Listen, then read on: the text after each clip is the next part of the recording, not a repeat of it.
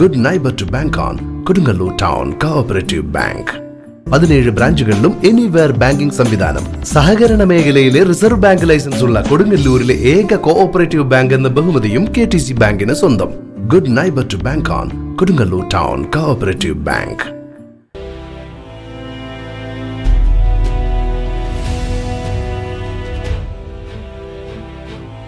Eriyad Keralavarma government higher secondary സ്കൂളിൽ പുനർനിർമ്മാണം പൂർത്തിയായ ബഹദൂർ ഗേറ്റ് ഉദ്ഘാടനം ചെയ്തു.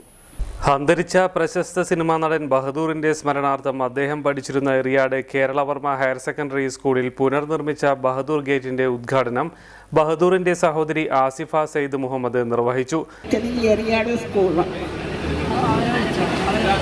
അതിൽ ഒരു സഹോദരി 9ാം ക്ലാസ്സിൽ പഠിക്കുമ്പോൾ ഇവിടെ തന്നെ കിടന്ന് മരിച്ചെന്ന് പറയാം. ഇവിടെ തന്നെ അബോധാവസ്ഥയിലായിരുന്നു. പ്രിയപ്പെട്ട ബാഹുലയ മാസ്റ്ററുടെ ക്ലാസ്സിലായിരുന്നു. പെട്ടെന്ന് തലകറങ്ങി വീണ് ഹോസ്പിറ്റലിൽ കൊണ്ടുപോയി. സുഹറ എന്നാണ് പേര്. ഞാൻ 5ാം ക്ലാസ്സിൽ പഠിക്കുമ്പോൾ. പിന്നെ എൻ്റെ മൂത്ത ബ്രദർ ഇവിടുത്തെ അധ്യാപകനായിരുന്നു, മുഹമ്മദ് മാസ്റ്റർ.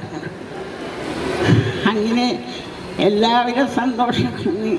ആദ്യമായി ഞാൻ ഇതിൻ്റെ ഭാരവാഹികൾക്കും എല്ലാവർക്കും നന്ദി പറഞ്ഞുകൊണ്ട് ഇങ്ങനെ ഒരു പരിപാടി സംഘടിപ്പിച്ചതിൽ വളരെ സന്തോഷമുണ്ട്. പിന്നെ ബഹദൂറിന്റെ മകൻ മുഹമ്മദ് ബഹദൂറാണ് ഗേറ്റ് പുതുക്കി പണിയിപ്പിച്ചത്. ജില്ലാ പഞ്ചായത്ത് അംഗം Sugatha Sasidharan, panchayat vice president Fousiya Shajahan, ward member PK Muhammad, PTA president TK Rafi, Muhammad Hassan, advocate Nazeer Ali, മറ്റു പ്രമുഖ വ്യക്തികളും ബഹദൂറിന്റെ കുടുംബാംഗങ്ങളും ചടങ്ങിൽ സന്നിഹിതരായിരുന്നു. പ്രിൻസിപ്പൽ സ്മിത ടീച്ചർ സ്വാഗതവും സ്റ്റാഫ് സെക്രട്ടറി ദീപ ടീച്ചർ നന്ദിയും പറഞ്ഞു. അദ്ദേഹം ഒരു പ്രശസ്തനായ നടനും അവാർഡുകൾ വാരിക്കൂട്ടിയ ഒരു നടനും കേരളം മുഴുവൻ അറിയപ്പെടുന്ന ഒരു നടനും എന്നതിനേക്കാളൊക്കെ ഉപരി ഒരു മനുഷ്യൻ എന്ന നിലയിൽ നിങ്ങളെല്ലാവരും ഓർത്തിരിക്കേണ്ടതും ഒരു റോൾ മോഡലാക്കേണ്ട ആളാണെന്ന് ഞാൻ വിശ്വസിക്കുന്നു. ഈ സ്കൂളിൻ്റെ ഈ മുറ്റത്ത് നാടകം കളിച്ച് വളർന്നാണ് അദ്ദേഹം സിനിമാ ലോകത്തേക്ക് കടന്നു കയറിയത്.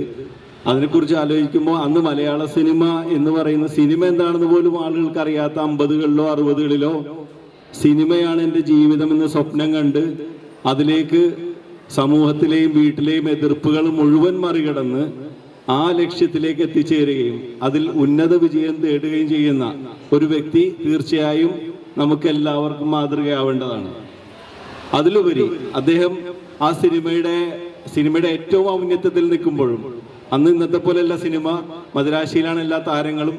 സിനിമാ താരങ്ങളെല്ലാവരും വേറൊരു ലോകത്തു നിന്ന് വന്ന ആളുകളെ പോലെ സമൂഹമായിട്ട് ബന്ധപ്പെടാതെ സാധ്യതയില്ലാത്ത ഒരു കാലഘട്ടത്തിൽ അദ്ദേഹം തികച്ചും ഒരു കൊടുങ്ങല്ലൂരുകാരനും എറിയാട് സ്കൂളുകാരനുമായിട്ട് ജീവിക്കാൻ പറ്റി എന്നുള്ളതാണ് അദ്ദേഹത്തിന്റെ രണ്ടാമത്തെ മേന്മ.